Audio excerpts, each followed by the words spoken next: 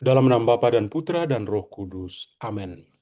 Allah Bapa dalam surga, syukur padamu hari ini Engkau memberikan pada kami kesempatan untuk boleh bersama-sama sebagai satu komunitas Love Prayer Family untuk mendengarkan sabdamu dan juga merenungkan terutama pada hari ini, hari istimewa, kami mengenang Rasul Santo Bartolomeus yang begitu terbuka dan mengenal Kristus Putramu.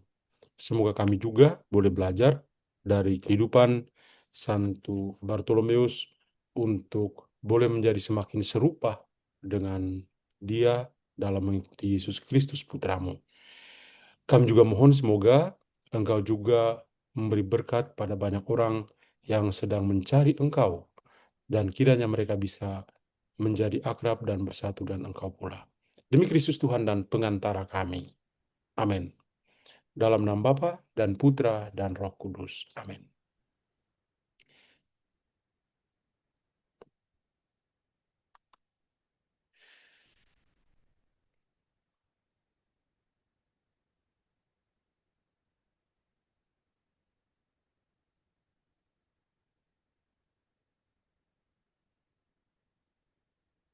Baik seluruh keluarga besar LPF yang saya kasih dalam Kristus.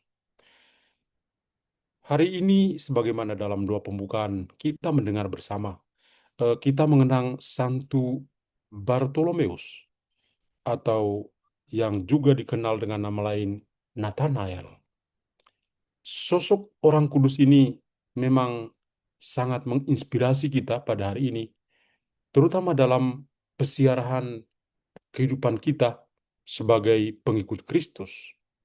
Eh, ada nilai-nilai yang kita perlu belajar dari dia, di mana satu nilai yang ingin saya tekankan di sini adalah nilai perjumpaan yang sangat bermakna di level manusiawi dan juga sampai pada level ilahi, perjumpaan dengan Tuhan sendiri.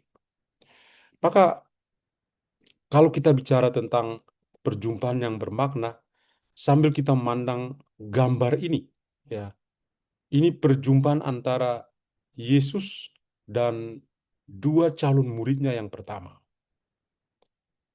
yaitu ada Filipus dan ada Nathanael. Filipus dan Nathanael, dua yang mewakili perjalanan iman kita, perjalanan hidup kita sebagai pengikut Kristus.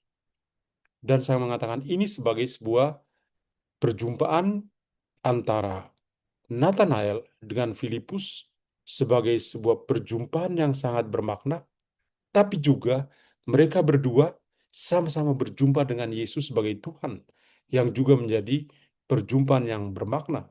Dan makna yang lebih dalam lagi adalah ketika penginjil Yohanes lebih memfokuskan perjumpaan antara Nathanael atau yang kita kenal Bartolomeus dengan Yesus sendiri. Ada seperti ya pertumbuhan iman yang sangat sederhana, penuh dengan keraguan, tapi akhirnya sampai pada iman yang begitu sempurna sehingga bisa diakui dengan sangat terbuka oleh Nathanael sendiri. Nah, mari kita coba mulai dengan hal pertama, yaitu pengenalan yang paling awal. Nama itu menunjukkan pribadi dari setiap kita. Menyebut nama saya, Pastor John, ya, pasti saya yang punya nama, itu saya mengerti betapa saya itu dikasihi kalau orang menyebut nama saya. Kemudian nama itu sendiri haruslah menjadi bagian betul-betul dari kehidupan pribadi saya. Maka di sini ada nama Bartolomeus yang kita kenal hari ini sebagai Rasul Yesus. Bartolomeus itu dari bahasa Yunani, ya, dan ini artinya bar itu artinya anak, dari Ptolomeo, ya, anak dari Ptolomai atau putra Ptolomai. Dan dalam Injil Yohanes, Bartolomeus itu dikenal dengan nama lain Nathanael, sesuai dengan versi Injil Yohanes yang dibaca pada hari ini, pas di Pesta Santo Bartolomeus ini. Nathanael itu berarti Tuhan yang memberi, Tuhan yang memberikannya sebagai hadiah istimewa. Nathan, ada Nathan dan Nathanael. Maka kalau menyebut eh, entah dia sebagai Bartolomeo, ya, atau Bartolomeus, memang tidak disebut langsung dengan namanya siapa ya. Karena dia adalah, kalau Bartolomeo itu artinya anak dari Tolmai. Ya, Tolmai itu nama bapaknya. Sedangkan anaknya tidak diketahui. Ya, tidak diketahui. Lalu seperti juga Bart, eh, Bartimeus, ya, si buta Bartimeus juga itu sama, ya. Jadi eh, nama ayahnya itu, ya, yang akhirnya menjadi sebuah putra dari Ptolomai ini, ya. Lalu kalau sebut nama Nathanael, ya Nathanael berarti Tuhan yang memberi. Ini sudah lebih ke yang sangat pribadi, yaitu berhubungan langsung dengan pribadi dari eh, Nathanael sendiri. Nah, kemudian ada sosok yang kedua adalah Filipus. Kita semua sering menyebut nama Filipus, ya. Filipus juga punya nama yang bagus sebenarnya, ya. Dari bahasa Yunani, Filipus itu berarti pencinta kuda atau penyayang kuda, ya, atau sahabat dengan kuda. Ya, bukan berarti dia itu, ya, dalam arti yang sangat manusiawi, ya. Tapi memang, ya, dari akar kata philos dan hippos, ya, philos dan hippos itu artinya orang itu penyayang kuda, ya. Eh, ya, kalau orang yang penyayang kuda itu pasti orangnya pemberani, ya, eh, mandiri, ya, itu pasti ada pada orang tersebut.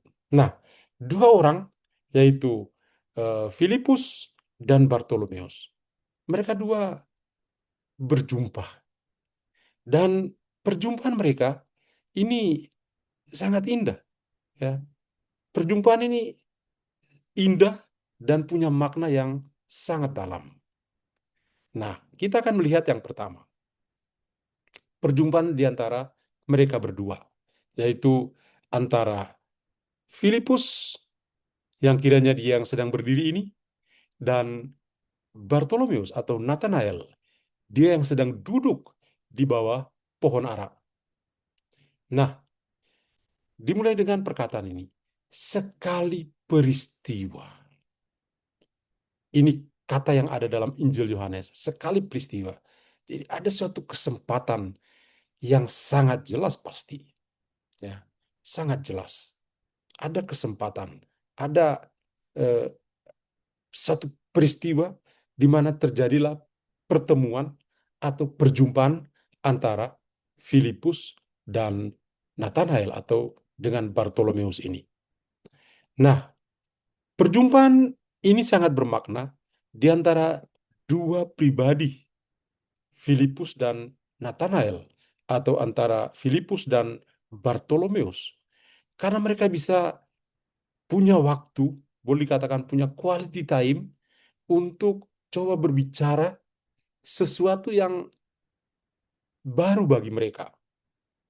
Apa yang menjadi baru dalam pembicaraan mereka? Yang mereka bicara adalah tentang Yesus. Inilah obrolan mereka. Filipus ketika sudah bersama-sama dengan Nathanael, dia omong pada Nathanael begini, kami telah menemukan dia yang disebut oleh Musa dalam kitab Taurat dan oleh para nabi, yaitu Yesus, anak Yusuf dari Nazaret. Dalam obrolan ini, yang mereka ungkapkan tentang pengenalan akan Yesus itu pada level yang sangat manusiawi. Kenapa? Karena Filipus dan Nathanael itu baru bertemu pertama kali. Dan ketika mereka berbicara pada level yang juga sangat manusiawi. Sesama. Dan bercerita tentang Kristus yang sudah dikenal lebih dahulu oleh Filipus. Meskipun tentu Bartolomeus juga ikut membaca dalam kitab Perjanjian Lama, kitab Taurat Musa dan kitab para nabi, eh, Nathanael atau Bartolomeus juga tahu.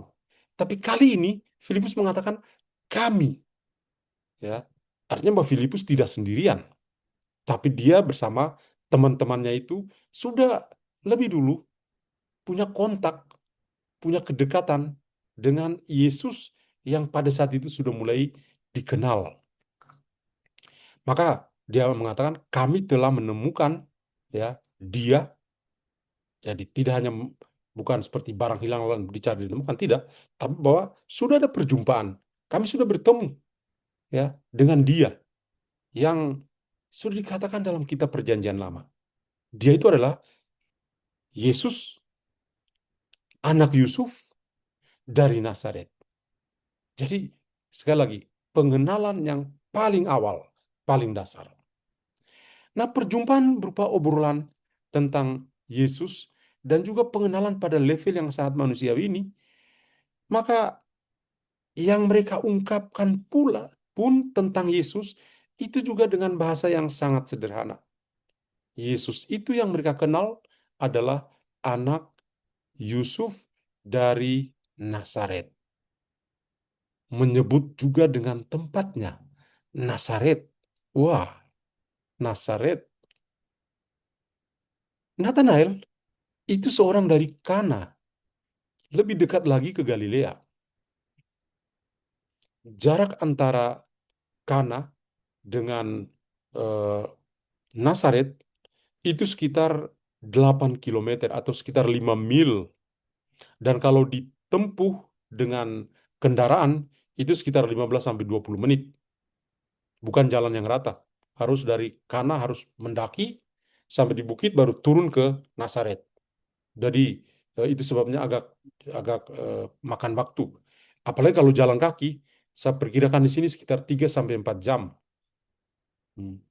Jadi Nathanael sebagai orang dari Kana itu merasa lebih lebih apa ya, apalagi dia lebih dekat lagi ke Galilea, itu Galilea sebagai pusat perniagaan, merasa diri lebih orang orang kota, lebih maju daripada orang dari Nazaret yang boleh katakan berada di belakang gunung, ya. Karena kalau dari Kana kita turun turun saja berapa 20-an kilo, hampir 20 sampai 30 kilo kita bisa sampai di Galilea. Jadi langsung. Sedangkan kalau ke Nazaret harus ke lewat ada di belakang bukitnya.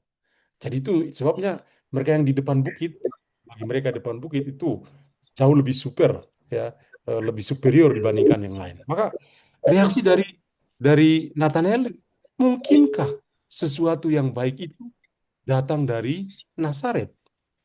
Masa sih Yusuf, Yesus anak Yusuf dari Nazaret? Masa ada yang istimewa dari Nazaret? Ini menunjukkan bagaimana sikap superioritas langsung ditonjolkan oleh Nathanael.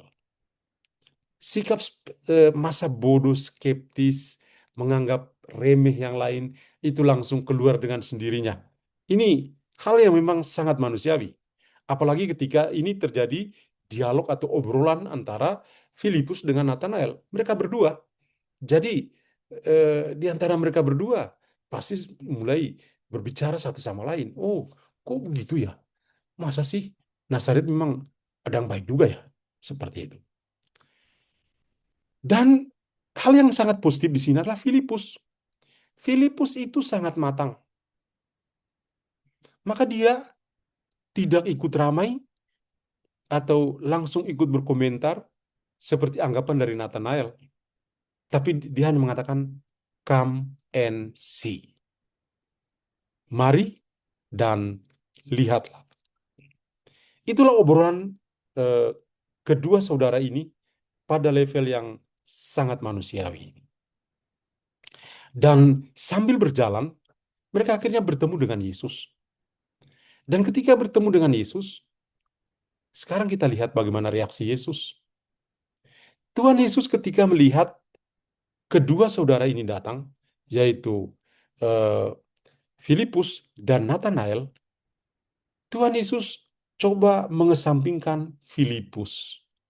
Karena Filipus, kalau kita lihat tadi, dia mengatakan, kami sudah menemukan ya dia yang dikatakan Musa dalam kitab Perjanjian Lama, kitab Taurat, dan juga para nabi, yaitu Yesus anak Yusuf dari Nazaret.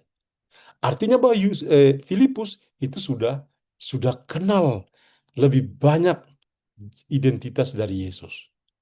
Maka di sini Yesus hanya lebih fokus pada Nathanael.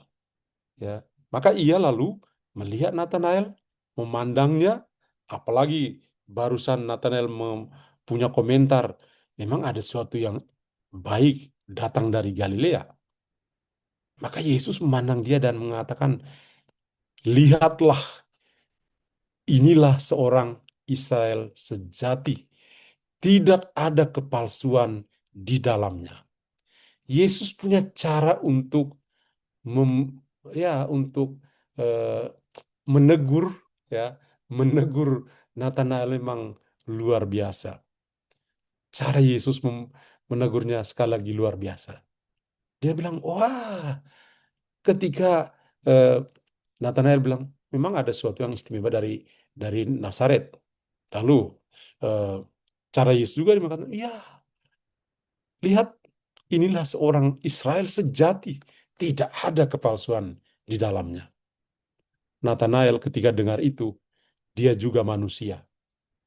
Maka dia terkaget-kaget, tapi juga terpukul oleh perkataan, inilah orang Israel sejati, tidak ada kepalsuannya. Maka dia untuk eh, membangun dialog dengan Yesus yang baru dia jumpa itu, dia mengatakan, bagaimana engkau mengenal saya? Lalu Yesus mengatakan, ya, sebelum Filipus memanggil engkau, saya sudah melihat engkau di bawah pohon ara. Nah, di dalam teologi kitab suci, kalau kita mengatakan, kalau dikatakan melihat seorang di bawah pohon ara, bukan berarti orang itu hanya sekedar duduk di bawah pohon ara. Pohon ara itu ya yang seperti banyak di antara kita pasti sudah pernah melihat buah ara.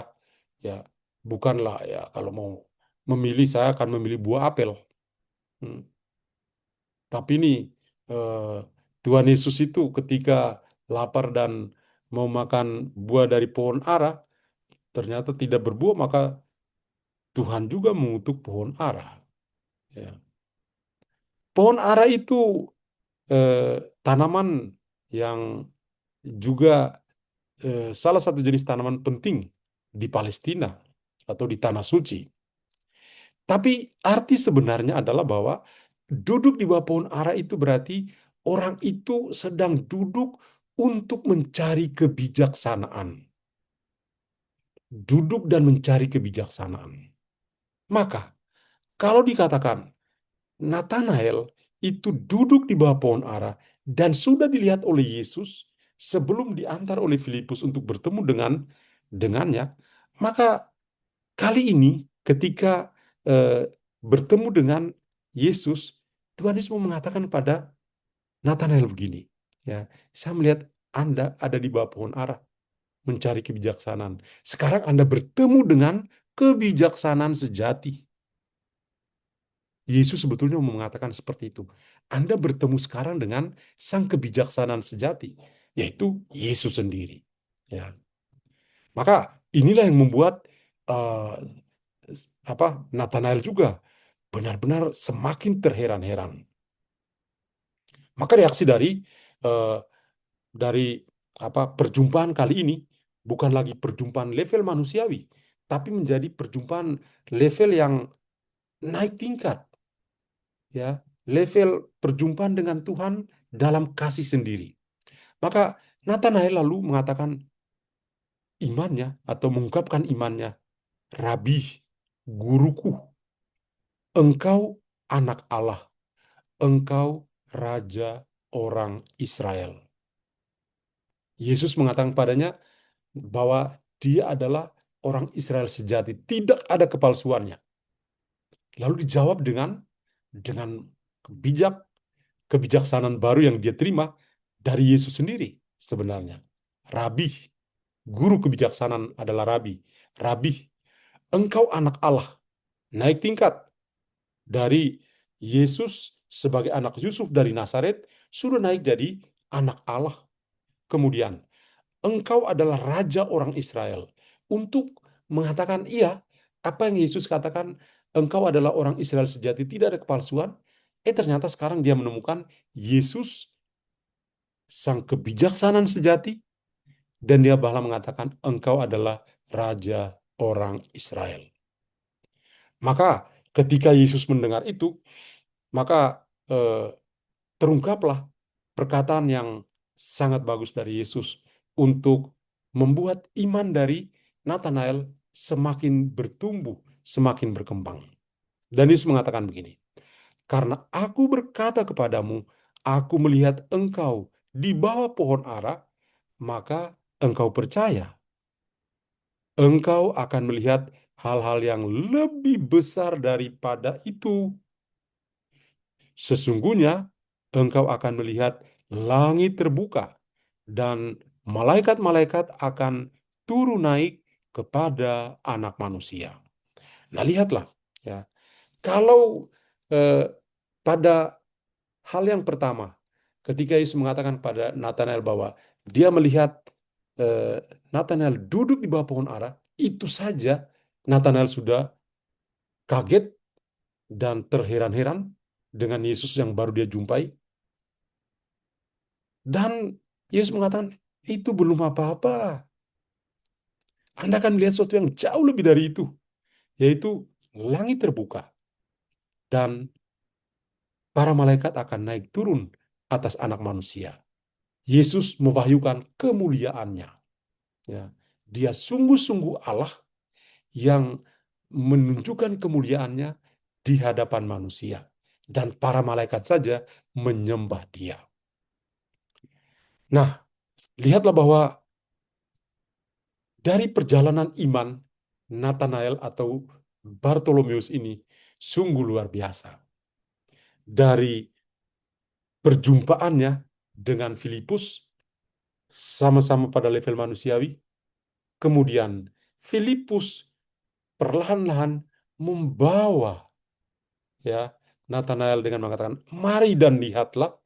Akhirnya dia membiarkan, Filipus membiarkan Nathanael kepada Yesus, dan Yesus lalu memimpinnya. Dan terjadilah seperti tadi, perjumpaan semakin bermakna ketika Tuhan Yesus mengungkapkan hal-hal yang menjadi tanda heran bagi dia dan membuat dia akhirnya mengakui imannya kepada Yesus sendiri. Dan Yesus juga memberikan tambahan pesan yang tadi kita lihat, bahwa bukan hanya soal duduk di bawah pohon ara, tapi pada saatnya nanti dia akan menyaksikan sendiri kemuliaan Yesus, di mana malaikat-malaikat juga akan turun naik atas manusia dan langit saja terbuka. Nah, bagaimana dengan pengalaman rohani dari Santa Faustina? Saya pilihkan dua nomor yang juga menjadi perjumpaan-perjumpaan yang sangat bermakna. Yang pertama adalah dalam buku harian Santa Faustina nomor 9, ya, di mana di sana dikatakan begini, sementara setiap orang menikmati sukacita, jiwaku itu mengalami siksaan yang hebat. Tatkala aku mulai menari, tiba-tiba aku melihat Yesus di sisiku. Yesus tersiksa oleh rasa sakit, pakaiannya dilucuti, dan tampak seluruh tubuhnya penuh dengan luka. Ia mengucapkan kata-kata ini kepadaku. Berapa lama aku harus bersabar menunggu bersabar menunggumu, dan berapa lama engkau akan terus mencobai aku? Pada saat itu, musik yang memesona itu tidak terdengar lagi olehku, tetapi teman-teman yang ada bersama-sama dan aku hilang dari pandanganku. Hanya tinggal Yesus dan aku. Saya mengambil nomor ini juga menjadi sebuah perjumpaan. Perjumpaan dengan Yesus yang juga ada penderitaan. Ada penderitaan yang dialami. Dan itu yang disaksikan secara rohani dalam visi atau penglihatan dari Santa Faustina. Dan bahwa yang lain-lain itu dengan suasana pesta, musik, bersenang-senang, akhirnya pergi. Tapi Yesus dan Faustina itu masih berada bersama-sama. Tinggallah Yesus dan aku. Itulah pengakuan iman dari Santa Faustina. Perjumpaan itu tidak hanya pada saat yang menyenangkan, tapi juga pada saat yang tidak menyenangkan. Perjumpaan antara Faustina dan Yesus itu ketika dia menyaksikan penderitaan Kristus. Lalu ada perjumpaan di sana. Dan dalam perjumpaan itu, ternyata Faustina masih mau menemani Yesus, dan Yesus juga menemani Faustina. Ketika ada penderitaan, iman itu tidak akan mudah goyah, tapi orang akan tetap berpegang teguh pada iman karena kasih yang dalam kepada Kristus. Itu yang mau ditunjukkan oleh Santa Faustina. Lalu nomor yang kedua adalah nomor 367. Ya. Ini juga saya kutip sebagai sebuah model perjumpaan. Ya. Ketika itu, ya, eh, kalau kita membaca dalam 367, hatiku meluap-luap, mengalirkan kerahiman yang melimpah kepada jiwa-jiwa. Teristimewa kepada jiwa orang-orang berdosa yang malang. Kalau saja mereka itu memahami bahwa aku adalah Bapa yang paling baik bagi mereka, dan bahwa bagi mereka darah serta air itu mengalir dari hatiku seperti dari mata air jernih yang meluapkan kerahiman. Bagi mereka, aku tinggal di dalam tabernakel sebagai raja kerahiman. Aku ingin melimpahkan rahmatku kepada jiwa-jiwa, tetapi mereka tidak mau menerimanya. Sekurang-kurangnya engkau datanglah kepadaku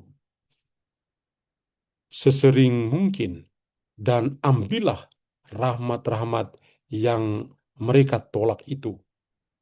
Dengan cara ini, engkau akan menghibur hatiku. Nuansanya sama dengan nomor 9 tadi. Bahwa dalam penderitaan, ya, Yesus itu tetap mengalirkan kerahiman ilahinya kepada setiap orang. Apa yang dialami oleh Santa Faustina sebetulnya juga mirip dengan apa yang dialami oleh Bartolomeus atau Nathanael bersama Filipus yang tadi saya bahas dalam slide-slide sebelumnya. Maka pesan apa bagi kita pada kesempatan ini? Yang pertama, keluarga besar LPF, pesiaran iman kita itu selalu diawali dengan perjumpaan manusiawi menuju kepada perjumpaan ilahi. Kalau kita coba merenung kembali tentang awal mula, ya, LPF ini perjumpaan dengan dari 3 orang ibu sederhana yang mau berkumpul dan berdoa bersama, yang mau berkumpul dan berdoa bersama.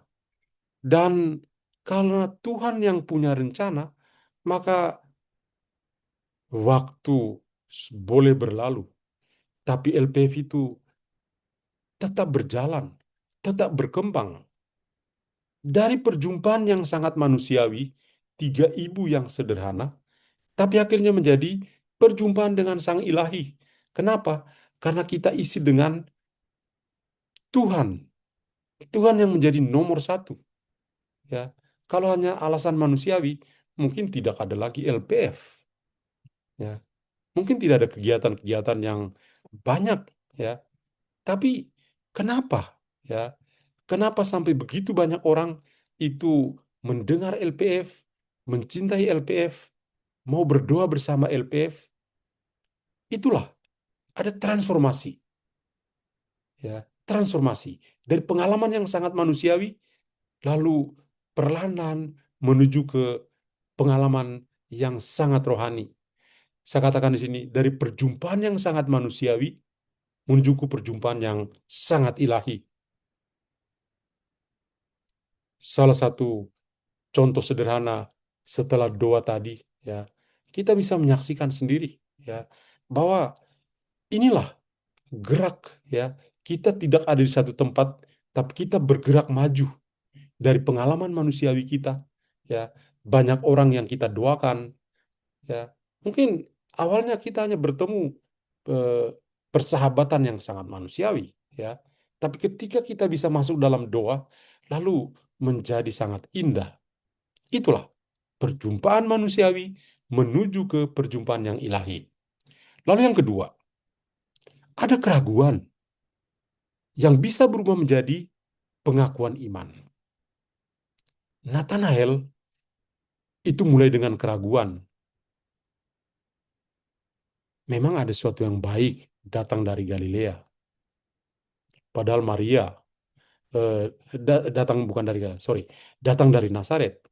Karena tadi saya katakan, ya karena itu, ya, dirasa mungkin lebih lebih lebih dekat ke Galilea, ya, kota daerah perniagaan lebih maju daripada Nazaret yang bagi orang-orang Kana ada di belakang gunung, ada di belakang bukit, ya, orang-orang kampung itu, ya, ada keraguan, tapi bisa berubah menjadi pengakuan iman yang dalam.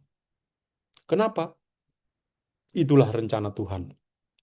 Nathanael itu bisa berubah karena dia terbuka pada Tuhan dan Tuhan bisa mengubahnya begitu luar biasa.